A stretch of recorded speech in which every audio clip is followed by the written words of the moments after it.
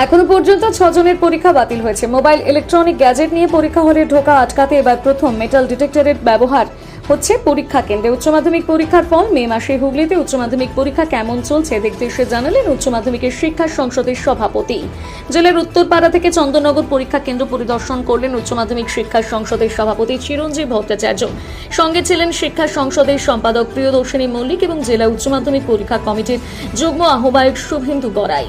আজ উচ্চ মাধ্যমিকের অঙ্ক পরীক্ষা ছিল Uttarpara government high school, Konnagar high school, Srirampur Akna girls high school, Bhadreswar Dharmatala girls high school পরিদর্শন করে শেষে চন্দননগরে কৃষ্ণ ভাবিনী নারী শিক্ষা মন্দিরে পরীক্ষা কেমন হচ্ছে ঘুরে দেখেন। পাশাপাশি সভাপতি আর কি জানিয়েছেন আপনাদের সামনে তুলে ধরছি।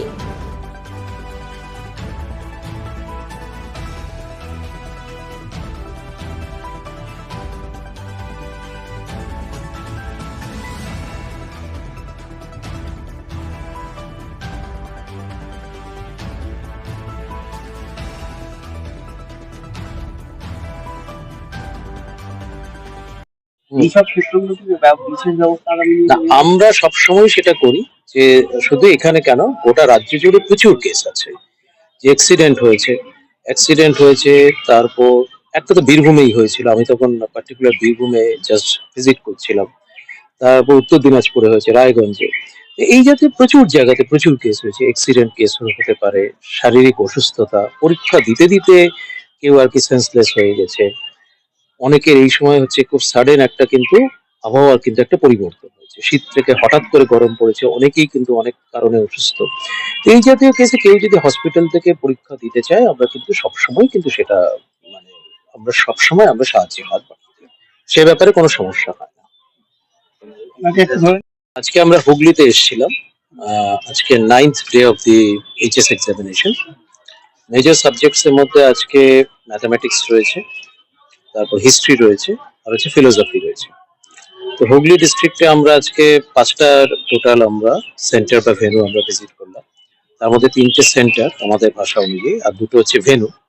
তো সেগুলো ছিল হচ্ছে Uttarpara government high school, Konnagar high school, তারপর হচ্ছে Srirampur girls high school, Dharmatala girls high school যেটা ভদ্রেশ্বর, আর ফাইনালি হচ্ছে কৃষ্ণ ভাবিনী নারী শিক্ষা মন্দির, যেখানে এখন আমরা দাঁড়িয়ে আছি। সবকটা জায়গাতেই পরীক্ষা খুব সুন্দরভাবে হচ্ছে, সুষ্ঠুভাবে সমস্ত পরীক্ষা সম্পন্ন হচ্ছে। অনেক জায়গাতে আমি ক্লাসরুমে যখন গেলাম এক্সামিনেশন হলে, স্টুডেন্টদের সাথে আমি কথাও বলেছি যে প্রশ্ন জাস্ট কেমন হয়েছে, সবারই বক্তব্য প্রশ্ন ভালো হয়েছে, প্রশ্ন নিয়েও কোনো অভিযোগ নেই। খুব সুন্দরভাবে পরীক্ষা হচ্ছে সব জায়গাতেই।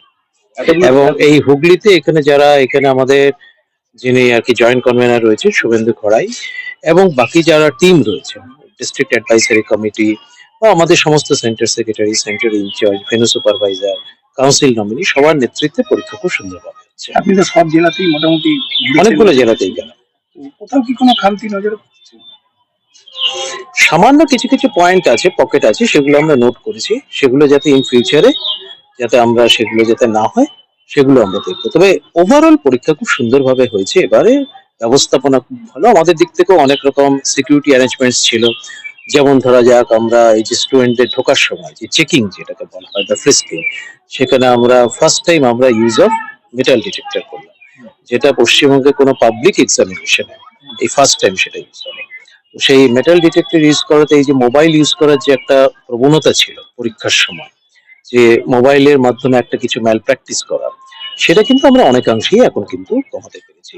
অলমোস্ট আমরা সেটা জিরোতে নামাতে পেরেছি। এবং তা সত্ত্বেও কয়েকটি মোবাইল ধরা পড়েছে যে সেগুলো মেটাল ডিটেক্টর চেকিংটাকেও বাইপাস করে যারা ঢুকেছেন, তারা কিন্তু ভেতরে কিন্তু ধরা পড়েছে। মানে এটা কিন্তু আমাদের দিক থেকে একটা অত্যন্তই ভালো কিন্তু একটা সাফল্য হলো। এবারে পরীক্ষার্থীর সংখ্যা অনেকটাই কম, মানে কারণ এবছরে পরীক্ষার্থীর সংখ্যা 5,09,000 ছিল। এর প্রধান কারণ হচ্ছে যে 2023 সালে মাধ্যমিক অ্যাপিয়ার্ড এবং মাধ্যমিক উত্তীর্ণ সংখ্যা খুব কম ছিল। 2023 সালে মাধ্যমিক উত্তীর্ণ সংখ্যা ছিল 5,65,000। ফলে সেখানে আমাদের এনরোলমেন্ট ছিল প্রায় 5.5 লক্ষ কি 5,55,000, এনরোলমেন্ট বলবো না, রেজিস্ট্রেশন। আর সেই হিসেবে আমাদের এনরোলমেন্ট হয়েছে 5,09,000। মানে ডেটাটা একদম সেদিক থেকে খুব পারফেক্টই আছে। কিন্তু 2023 সালে মাধ্যমিক ড্রাস্টিক্যালি কমার অনেকগুলো কারণ আছে।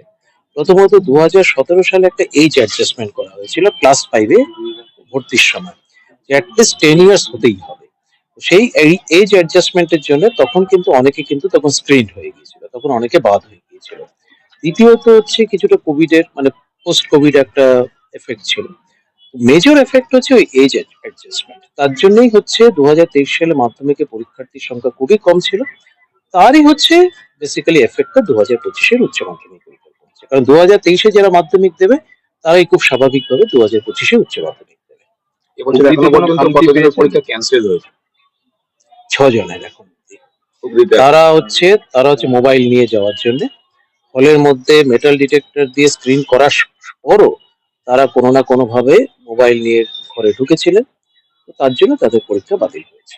টোটাল 6 জন এখন অবধি। আজকের রিপোর্ট এখনো কিন্তু পাই আচ্ছা, হুগলির বিষয়টা কি অনেক কমেছে আগের থেকে? অনেকটা হয়েছে, অনেকটাই চেকড হয়েছে।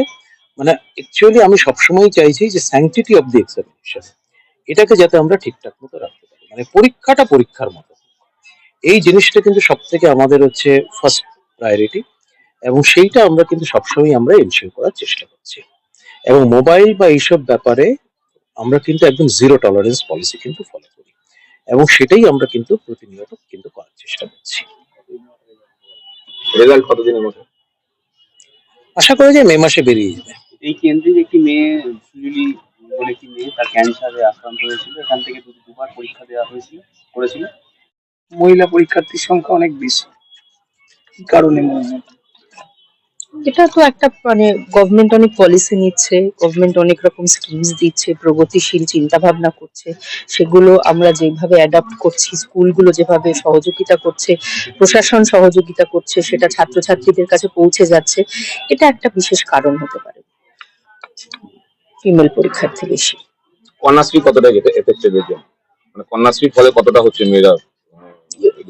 বেশ কিছুটাই হচ্ছে, কন্যাশ্রীর একটা যথেষ্ট প্রভাব আছে। হায়ার এডুকেশনে যেটা স্কুল লেভেলের 9, 10, 11, 12 এর শিক্ষার্থীর বাড়ার জায়গায় কন্যাশ্রীর একটা যথেষ্ট আমরা ভূমিকা আছে। সরকারি প্রকল্পগুলো খুব কার্যকরী, লেখাপড়া করার জন্য খুব কার্যকরী। পশ্চিমবঙ্গে এটা ভীষণ একটা খুব সুন্দর পরিকল্পনা চলছে গভর্নমেন্টের তরফ থেকে। ঠিক আছে?